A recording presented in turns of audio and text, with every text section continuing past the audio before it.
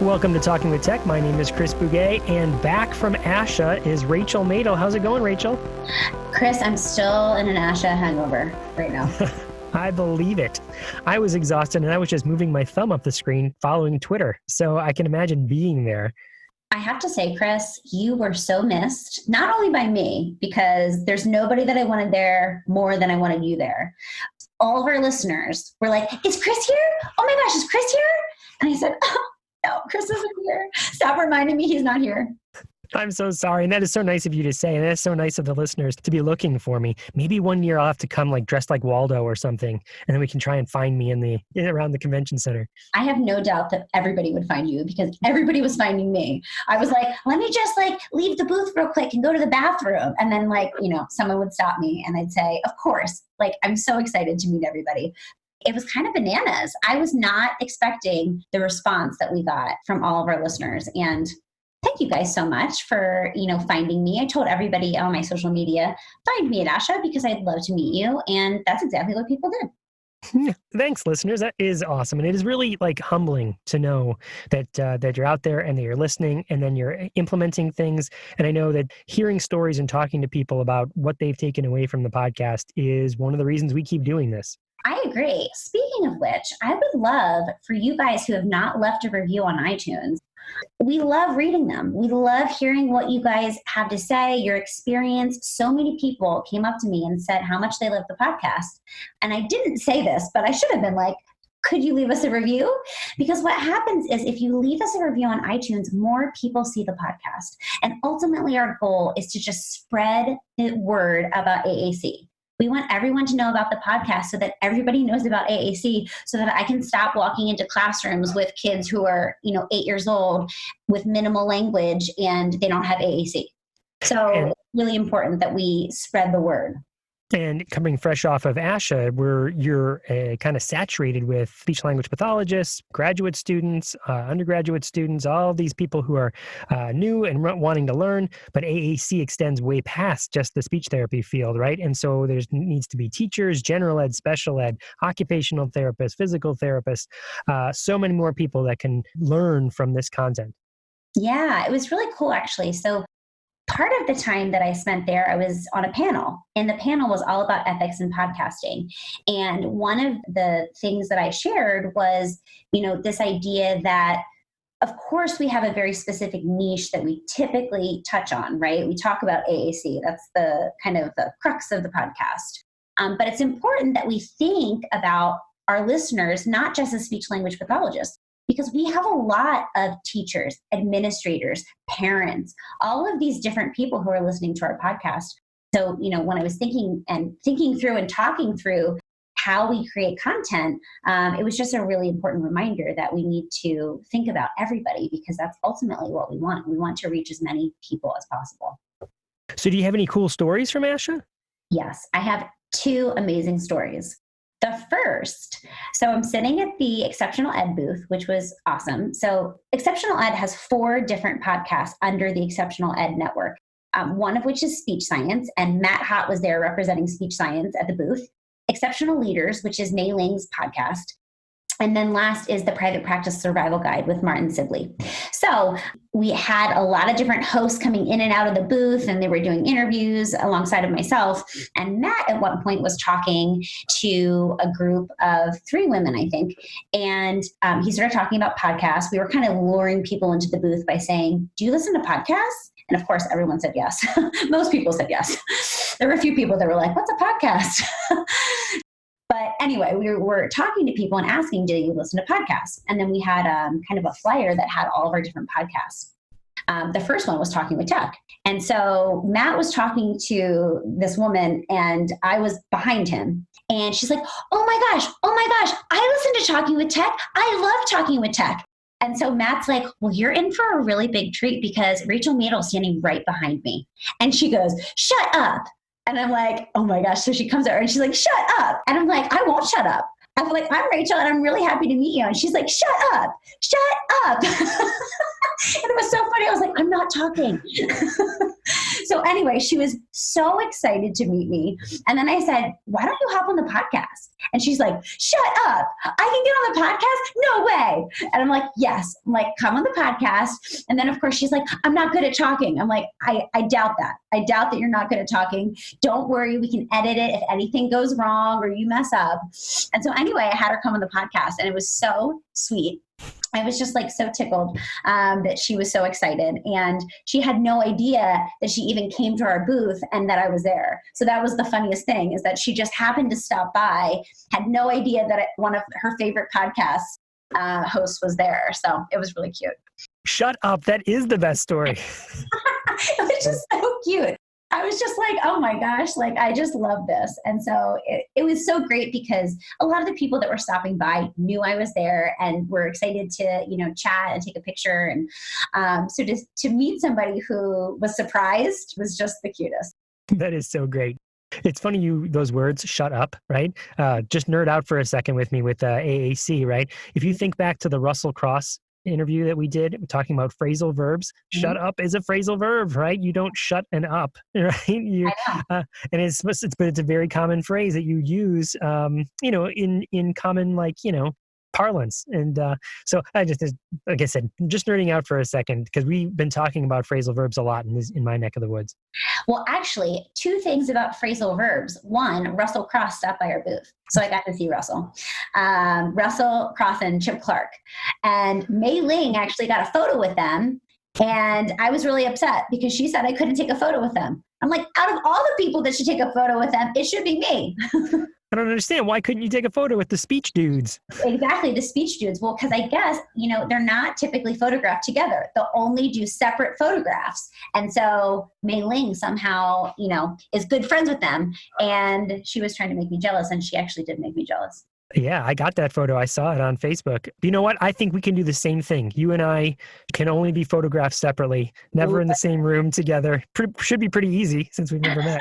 It's true. It's going to be real simple for that to be put into fruition. Now, you said you had another story? Yes. So, are you familiar with Hannah Foley? Hannah Foley. The name sounds familiar, but no, I don't know her. Okay, so she is a AAC user. She uses touch chat. So she's an ambassador for Saltillo. And at one point, she came over with someone from Saltillo, and they gave me some swag. A lot of the companies were coming over, giving me some AAC swag, which I really appreciated. And I was so excited to meet her because she's an adult. She's in college right now, and she is an AAC user. And what's really amazing about Hannah is that she has a very interesting access method. So her access method is so interesting. She kind of has a closed fist. I wish the listeners could see this right now. She has a closed fist, and she kind of uses her middle knuckle almost to activate her device. And she was like a champion. I was so impressed with her ability to type and communicate. She's coming on the podcast. I asked her, I said, are you going to come on our podcast, Hannah? And she says, absolutely. So I'm really excited to have her on to showcase, her ability to utilize that device, to hear about her experience. Actually, Matt Bod met her and helped set up her system. So Matt, of course, was messaging me, oh my gosh, I'm so excited you're having Hannah on the podcast. And I'm like, you were holding out on me, Matt. Like, I didn't know you had this amazing adult AAC user that could have been on the podcast all along. That's great. I cannot wait to hear her interview. We got to get that set up as quickly as possible because we need more AAC users to come on the podcast. I agree. I have her email, so I'm going to send her an email probably after we get off this recording and coordinate because I can't wait to talk with her more. Well, and can I say it's so great that Hannah decided to go to ASHA because I think of all the speech therapists out there that might be in charge or on a team where they are the kind of the principal person that is meant to, think about AAC and bring it all together to the team and have never met an adult user or ever met somebody who is a functional user of AAC. And so thank you, Hannah, for being there because just because you use AAC doesn't mean you necessarily have to be there to teach other people on how to use it. But it is so appreciated when someone who uses AAC does spend their time doing that because there's so much for us to learn. Yes, exactly. And I think that I always think about Temple Grandin and what a huge impact she's made in the world of autism, because she talks so frankly about her experiences in therapy and in ABA and how, her brain works. How her sensory system, sometimes is disorganized. And so it's just so great. We can do all the research in the world and speculate, right? But what's better than actually listening to an adult who can share their experience with us? I have a quick, fun Temple Grandin story. And it kind of fits with the Hannah story and what I was saying before about not really being obligated to share if you don't want to as an AAC user. So Temple Grandin was presenting at a conference, and Sally Norton-Dar and I were presenting right after her. Like Temple was like the keynote, and then there was us. Right? We got pictures of the flyers. Like, is this for real? Is this real life? And then we got a picture with her, and we posted it on our Facebook page. And one of my friends from high school, who is a farmer, I grew up in a very small farming town, he's like, "Oh, Temple Grandin, that's the agriculture. She's huge in agriculture." I was like, yeah, right? He didn't even recognize that she was autistic. He only knew her from the agriculture world. Oh, that's so funny. That's so funny. It just goes to show that, like, when we're thinking about somebody or someone's work, we kind of pull out what's meaningful and relevant to us, right? So us as speech language pathologists, we pull out the autism. Somebody who works in agriculture pulls out the agriculture piece. So that's so fascinating. So any other stories there from ASHA? I have a million stories, and actually most of them are on the podcast you're about to listen to. So I'm really excited to share part 2 of our ASHA episode. I wish that you could be there, Chris, but hopefully this episode will make you feel a little less like you didn't miss out. Well, I can't wait to listen. Without further ado, let's listen to Rachel's interviews at ASHA 2019.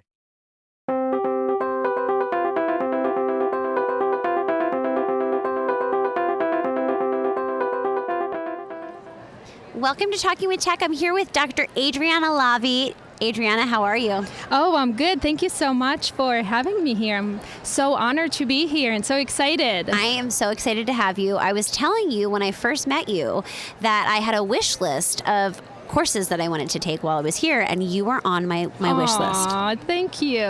So tell me a little bit about what you presented on yesterday. Oh my gosh, this presentation freaked me out. I was so scared. I was so nervous. That room was gigantic. I almost had a heart attack going into it. So I presented on assessment techniques of pragmatic language. I talked about the video-based my video-based test, the Clinical Assessment of Pragmatics. And then my second session was on intervention.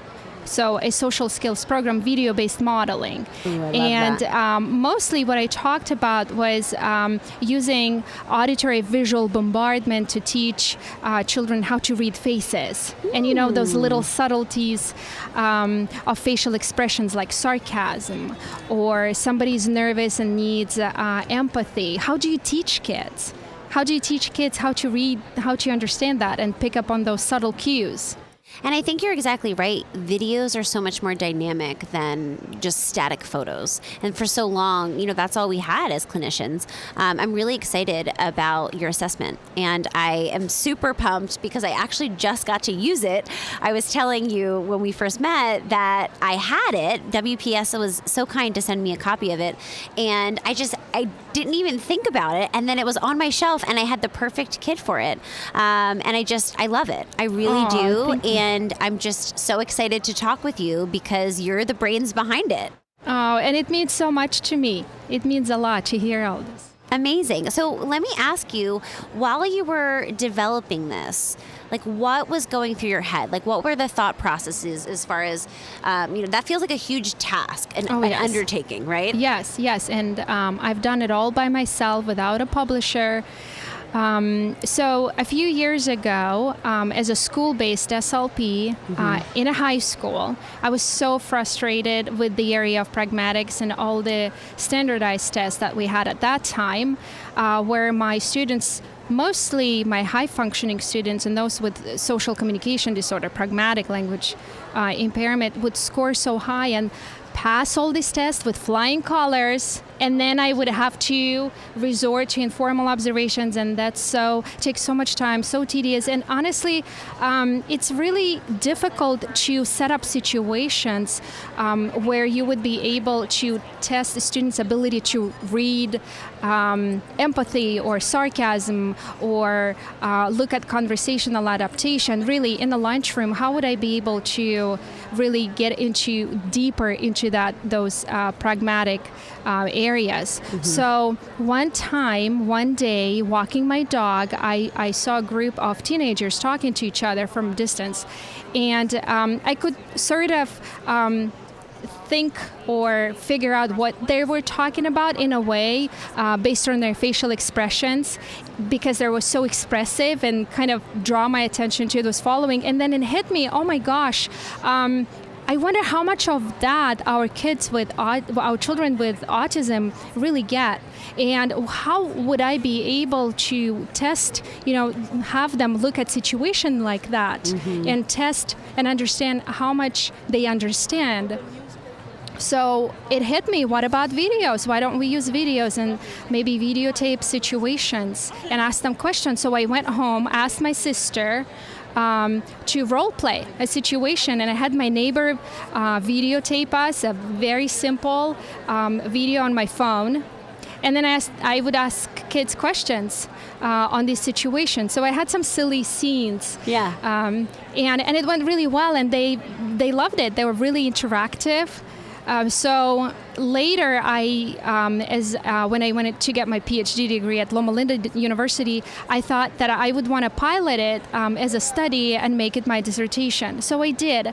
I developed a set of social situations, hired a crew. We videotaped filmed these scenes. And then I piloted the study on 120 kiddos. Mm-hmm. So that was my dissertation. And that's it. I was done.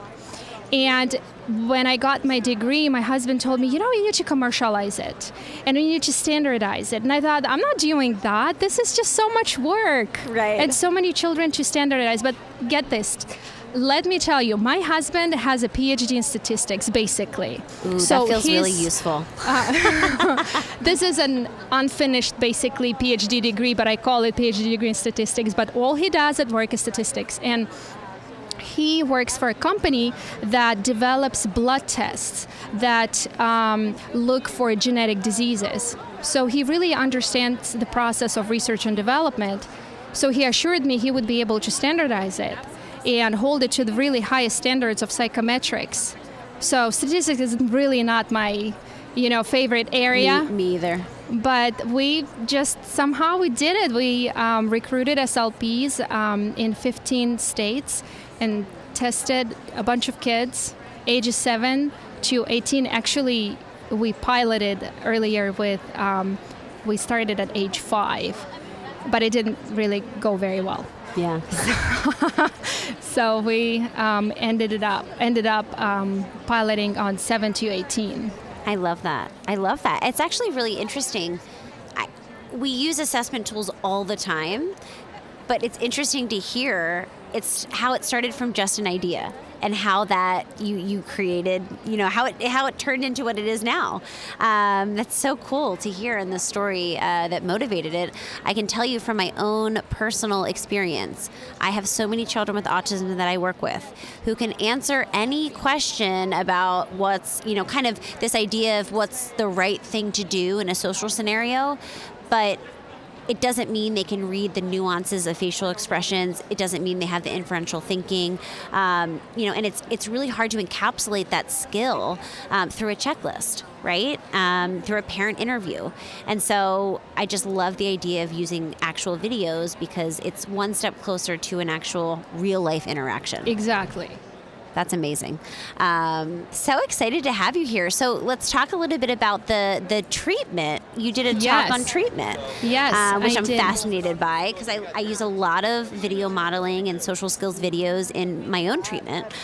So what were some gems from that talk?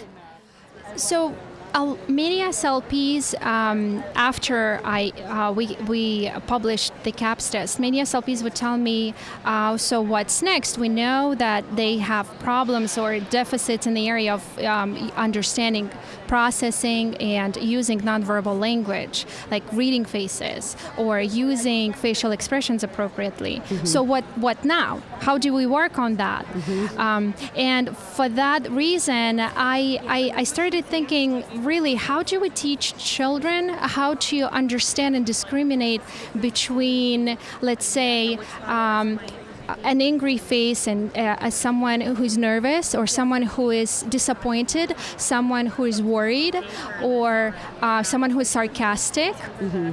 How do we really teach that?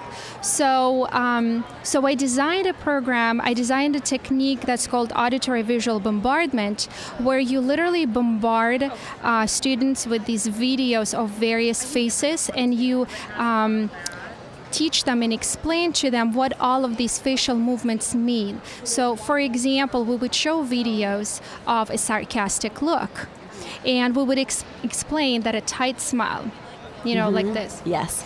And maybe a raised eyebrow or a smirky eye. Right. But a tight smile, that means sarcastic. But a wide smile, happy smile, means honest smile. So looking at these intricacies and bombarding and teaching kiddos, showing them multiple videos. This is what sarcasm looks on a woman. This is what it looks like on a man. This is what an eye roll looks like. This is what it means. And then we show them videos of someone who's in pain. And that means, like, when somebody looks like that, that means they need empathy. This is how we express empathy. So taking it one step at a time. This is basically what the program is all about. It goes step by step, very easy mm-hmm. to use. And it's research-based, because we've done 2 studies on it to understand, to better understand what the efficacy of this approach is. I love this because it's such a hard thing, for people like me. I obviously work with children with autism, so I think about social pragmatics more than, the average person. But I still learned social, how to be a social person. It was never explicitly taught to me, right? It's so hard to explicitly teach social skills. Yes. So it's just like, even listening to the way that you break down different facial expressions and different emotions and how they connect with our facial features and our facial expressions, it's just fascinating. Because it's just like, we never really think about these things, right? We just like, I see somebody and they look kind of upset, and I'm like, oh, like, and we just react without like actually, consciously thinking about all of the things that go into a social scenario. Yeah, that just comes naturally to us. Yeah. Well, listen, thank you so much, Adriana. I'm so excited. I actually think you should come back on the podcast, because I think you have a lot of really amazing information to share, and this was not enough time for me. Thank you. I'm so honored and so grateful for this opportunity and to be able to speak with you. This was fun. I loved it. It was so fun, and I think that we all could probably learn a little bit more about how to both diagnose and treat social pragmatic disorders. So I'm so excited. We'll have to definitely connect and have you back on the podcast and share all your gems. Thank you so much for coming. Oh, thank you. I am here with Deborah Brooks. Deborah, how are you? I am well. How are you? Good. I just interviewed your second half, SLP's Wine and Cheese, Maria. You guys are so fun. I love your podcast. It's a breath of fresh air, to be honest. Like, it's not like, oh my God, I need to like talk about research and all these things. It's really lighthearted and fun, and I appreciate that. Yeah, we intend to be first and foremost entertaining, and then also informative. Mm-hmm. We definitely do research before every episode, but we don't want it to sound like a scripted show or a professional development. Exactly. And I appreciate that. There's a ton out there as far as professional development, and you guys are just, you're fun, and I appreciate it. And I think that anytime we can bring more joy and fun and lightheartedness to our lives, and especially our careers, I think that It's the best. Yeah, I mean, often people ask me how I manage to do everything that I do, but I feel like the things that I do help motivate me for everything to be an SLP collectively. So just doing the podcast and getting positive feedback, like how people can apply our tips immediately and things like that, just keeps me going, and I have more ideas. I also think I'm a very productive procrastinator. So I just find other things to do. To fill your time. Oh, yeah. To procrastinate the things that you really should be doing. Yes, that's what I do. Story of my life. And the never-ending to-do list, right? Right, yeah. It just never ends. And who was I talking to? I was just speaking with someone. I know what it was. Somebody was referencing AAC in the Cloud, which is an online conference. I presented at AAC in the Cloud, and it's been on my to-do list literally since the summer to go back and listen to the other presenters. Because they had an all-star lineup. And I'm like, oh, that never-ending to-do list that I feel like I never touch. It's like those things, like if it's not immediately needs to happen right now, I'm like, maybe one day when I retire. Yeah, I need some fire under me. I need to know that like the deadlining is approaching and you will be in trouble. But if I have time, then it is not going to happen. Exactly. You need consequences. There needs to be consequences to your Absolutely. actions. Yeah, I might be like behind a month in session notes, but I've got 8 coloring books. But look at all these coloring books. Yeah, look at all the stuff I did. I love it. I love it. So let's talk a little bit about your podcast. How long has it been that you guys have been recording it? We started May 7th, 2017. So we are approaching 2 years this coming May. Is it 2017 or 18? 18 and then 19. So 18. Yes. Yes. Sorry, we got overzealous there. So we're approaching 2 years coming in May. And it's been wonderful. I mean, such great feedback. Really glad that we both got on board and decided to really pursue it. Yeah, Maria was telling me that she was approached by you and was like, do you want to do this podcast? Yes. So my fiance is a stand-up comedian, and I worked in comedy for 10 years. So he already had a podcast, and I also knew so many other people who did as well. And since we already had the equipment, I just knew that I was like, I can do this. And I also felt that it was such a strong opportunity because this is a niche field. There are thousands of comedy podcasts. So to have a following, you really need to have a bunch of TV credits so that people can even find you. Yep. But when we started, we were maybe one of 5 or 4 podcasts, and even since then, only a few have popped up since. I feel like there's definitely under 15. Yes. Right? Yes. I mean, we have a Facebook group. We have a Facebook group. We have a Facebook group. If you guys are listening and you know of any more SLP podcasts. Oh, yeah. Tell them to find us. Send them our way. But yeah, we need to, and that's how we met, you and I. Yes. We kind of got connected through the podcasting world, which is really cool. But yeah, it's a very niche field. But what's crazy is that we have, thousands and thousands of speech language pathologists. Right. So we never run out of topics. It is the most perfect thing for podcasting. Exactly. We're also in a profession of people who love to talk. Right. So, it's a recipe for success. It is. It's such a good, everyone, if you are thinking about starting a podcast, just do it. I could not agree more. I think that a lot of times we hold ourselves back, and especially in something like, podcasts. There's so many podcasts out there. Yes, right. But so many podcasts are so different in so many different ways. Yeah. There's 15 speech therapy podcasts. We're all so different. All different. You know? You can get something from every single one of them, even if we all did the same. Everyone should pick one topic.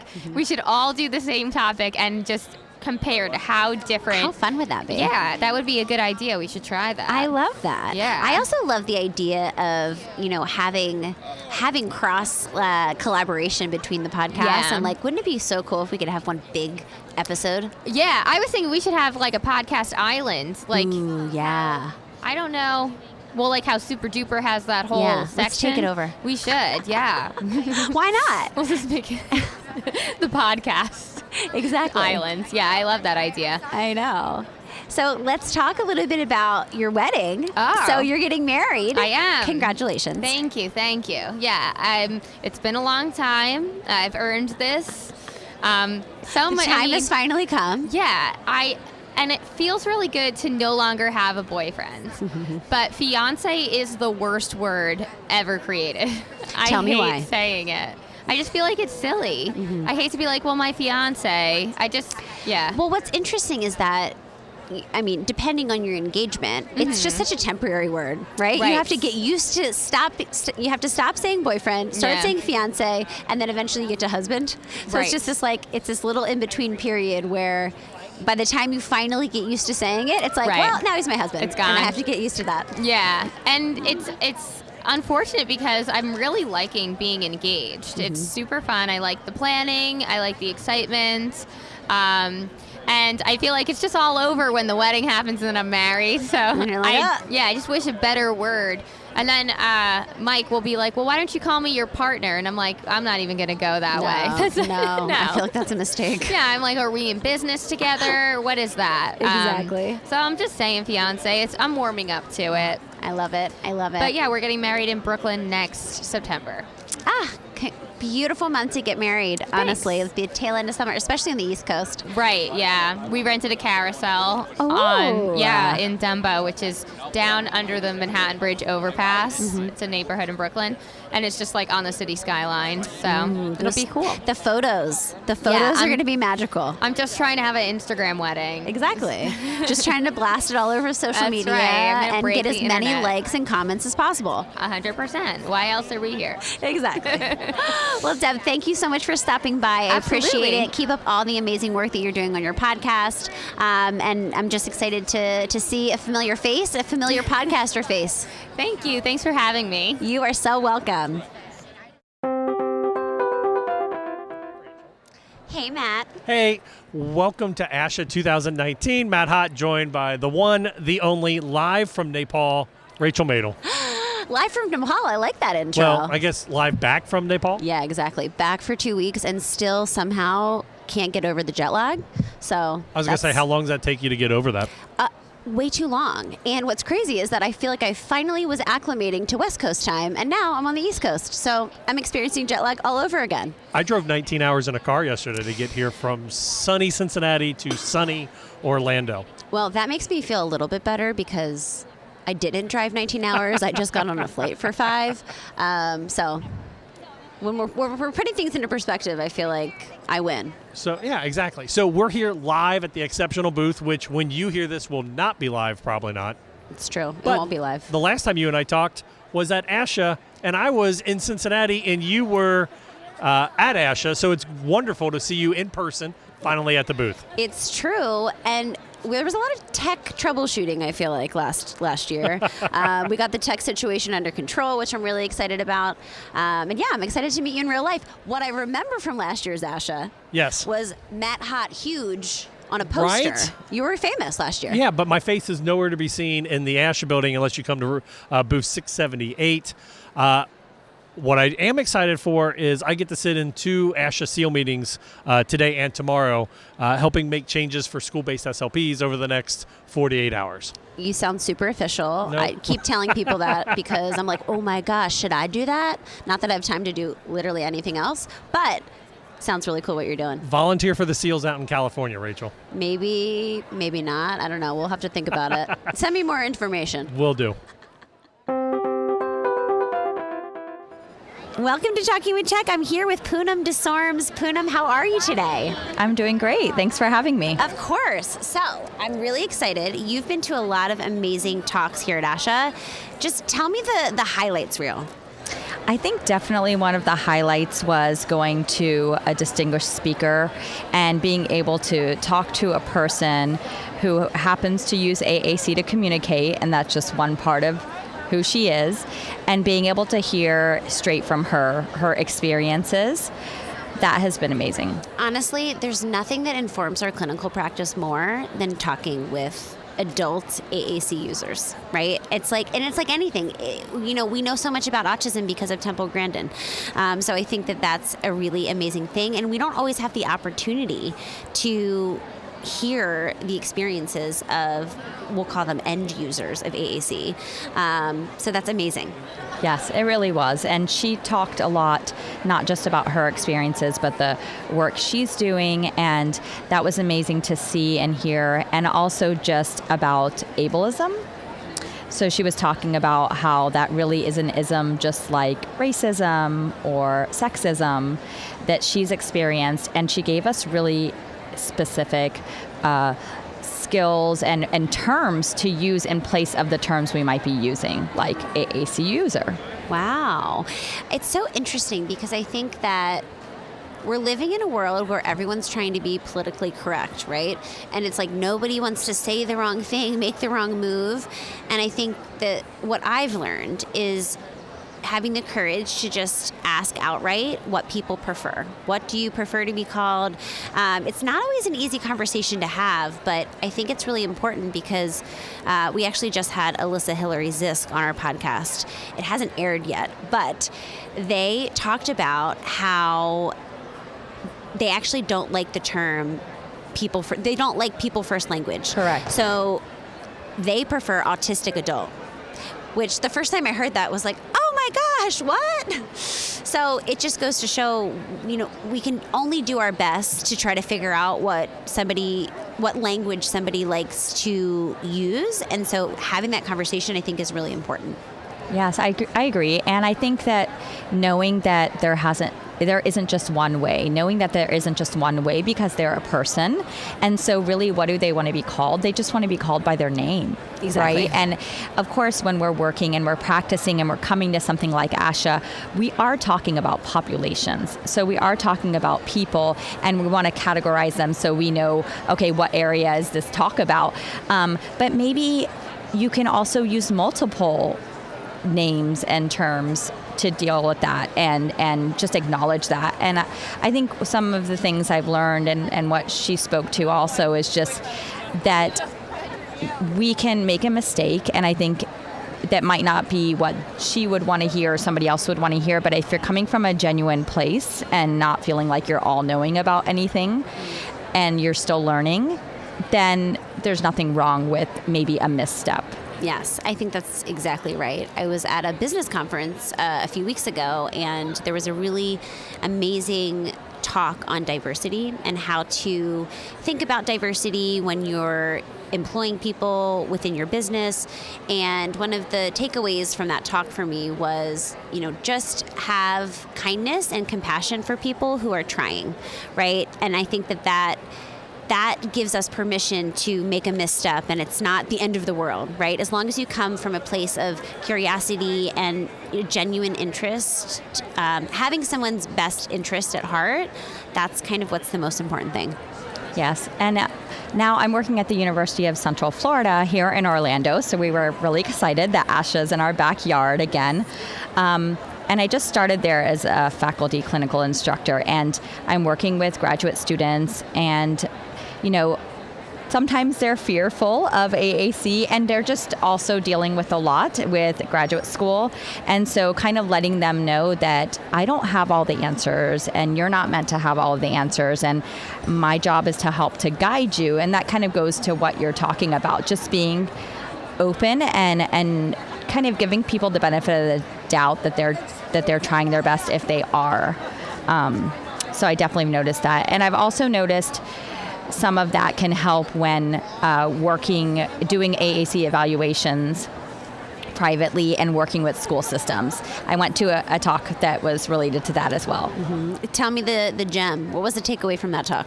Well, I went into it and it was more school-based, and it was talking about the legal issues and perspectives of what assistive technology teams and therapists should and shouldn't be doing. And so I kind of went in as somebody wanting to hear the people that I might not be working with. I'm not in the school system anymore. I was in the Orange County Public School System for 10 years. And so I know what they've been doing. And I think the takeaway was kind of what you're saying, that if people are still trying to learn and want to collaborate, everybody probably has something to bring to the table, right? And that not coming at it and just thinking that this outside therapist did this evaluation and that they think they're all knowing and they, want to tell me what to do. So, yeah, I think that it's just about a genuine place and collaboration in a lot of ways, right? Chris and I are always talking about how can we make the assessment process more collaborative, because it's not just me who comes in as a private therapist or the school specialist who comes in as the school AAC specialist. How can we really bridge that gap and really all sit around a table, evaluate what's happening as far as features and what system might be good for a specific student, and then make a group decision. I always say I don't like the weight of a decision like that all on my shoulders. So how can we start integrating and collaborating more so that it's a discussion. It's not just I did an assessment, because the moment you get people talking in a group, first of all, just you're building rapport with a group that you're going to need to communicate with in the future. But also, people have more buy-in when they feel like they were a part of the decision. And so I think you're exactly right. I think that, somehow bridging that gap is where we really need to be headed.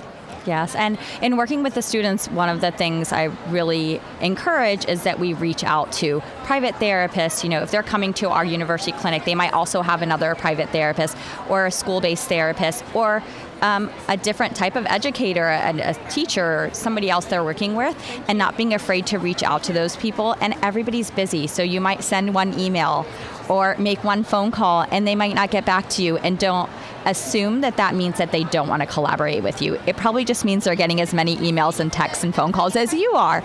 And so try to reach out again. And I think anytime somebody feels like you are leaving them a message and saying, hey, we have somebody in common, I have permission to speak to you, and I'd like to connect, especially if you do that a few times, they're really appreciative.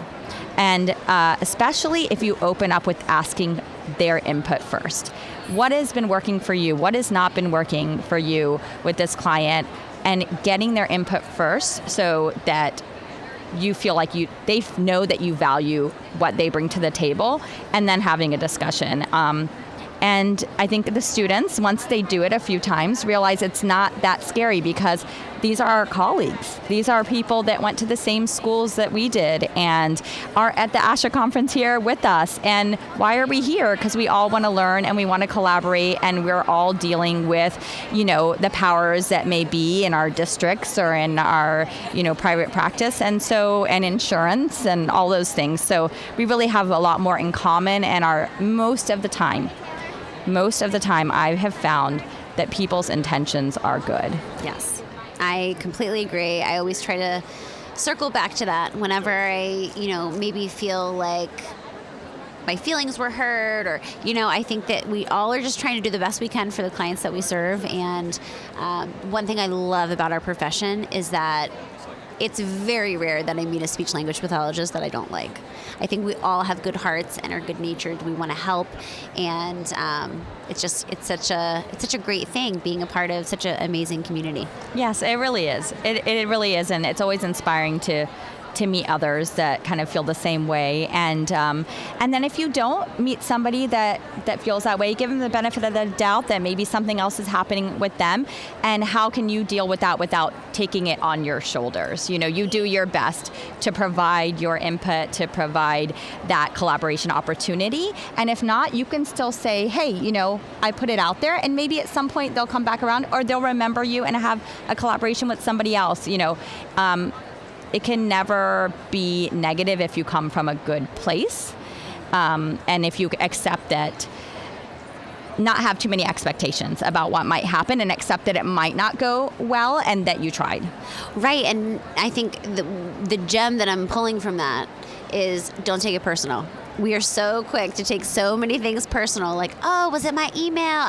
You go back, you read the email again, we take all of these things, and then we start telling ourselves this story about, it was something I did, it had to have been something that I did, or what could I have done different? And it's like, people are busy and they have lives, and things are going on in their lives sometimes. So I think that that's a really important piece of wisdom to remind. ourselves of.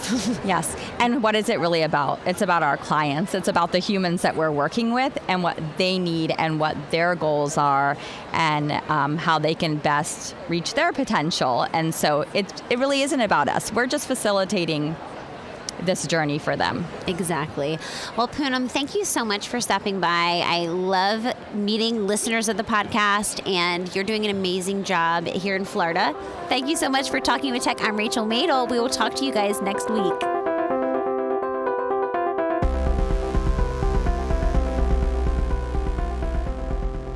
Please listen carefully.